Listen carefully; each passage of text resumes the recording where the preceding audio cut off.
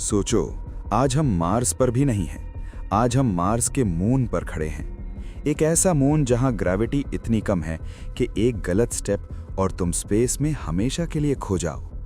आज का mission simple लगता है, 24 आवर्स सर्वाइव करना। लेकिन सवाल ये नहीं कि हम सर्वाइव कर पाएंगे या नहीं। सवाल ये है, क्या हम यहाँ रह भी पाएंगे?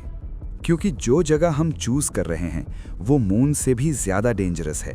और इससे पहले आगे बढ़ें, अगर तुम्हें science based cinematic survival videos पसंद हैं, जैसे 24 hours on moon and Mars, या अगर इंटरनेट 7 दिन के लिए बंद हो जाए, तो अभी सब्सक्राइब कर लो, क्योंकि ये जर्नी एंड तक तुम्हें पकड़ के रखेगी। मार्स ऑर्बिट में हमारा स्पेसक्राफ्ट धीरे धीरे स्लो होता है। नीचे देखो, लाल मार्स पूरी शान के साथ घूम रहा है और उसके पास एक छोटा सा अजीब शेप का मून। ये है फोबोस, मार्स का सबसे पास वाला मून। दूर से छोटा लगता है, लेकिन रियलिटी में ये एक फ्लोटिंग डेथ रॉक है। जैसे ही हम फोबोस के पास अप्रोच करते हैं, एक चीज तुरंत समझ आती है। यहाँ प्रॉपर लैंडिंग जैसा कुछ होता ही नहीं।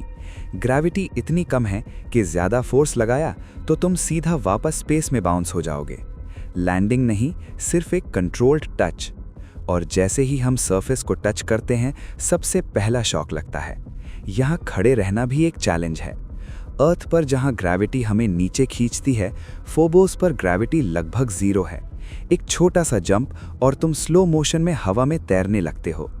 नीचे मार्स दिखता है, ऊपर इन्फिनिट स्पेस, और तब रियलाइज होता है कि अगर यहाँ स्लिप हुए तो हेल्प का मतलब होता है 0। इसलिए एस्ट्रोनॉट अपने सूट को सरफेस से टेदर करता है, एक स्ट्रॉन्ग केबल के साथ, क्योंकि यहाँ गिरना मतलब चोट नहीं, यहाँ गिरना मतलब खो जाना।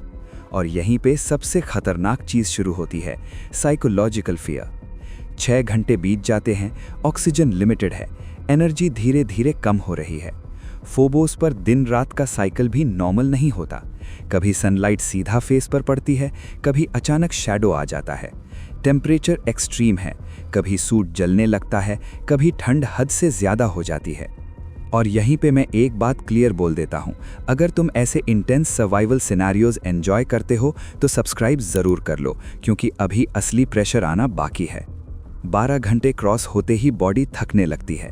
यहाँ बैठना भी रिस्की है, क्योंकि अगर टेदर लूज हो गया तो बैलेंस वापस लाना मुश्किल हो जाता है।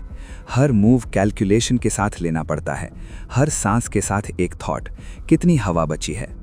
और तब एक और डेंजर याद आता है, स्पेस रेडिएशन। फोबोस के पास ना एटमॉस्फेयर है, ना मैग्नेटिक शील्ड।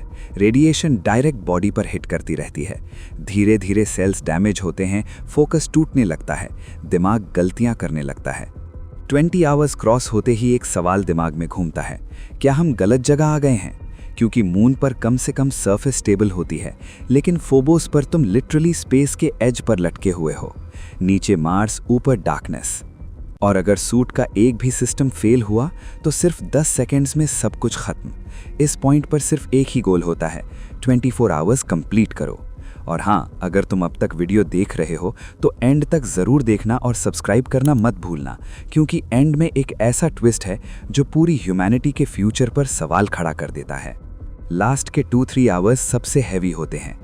टाइम रुक सा जाता है, हर सेकंड स्लो लगता है, बस एक ही थॉट चल रहा होता है, बस सर्वाइव करना है। और फिर टाइमर धीरे धीरे 24 आवर्स क्रॉस करता है।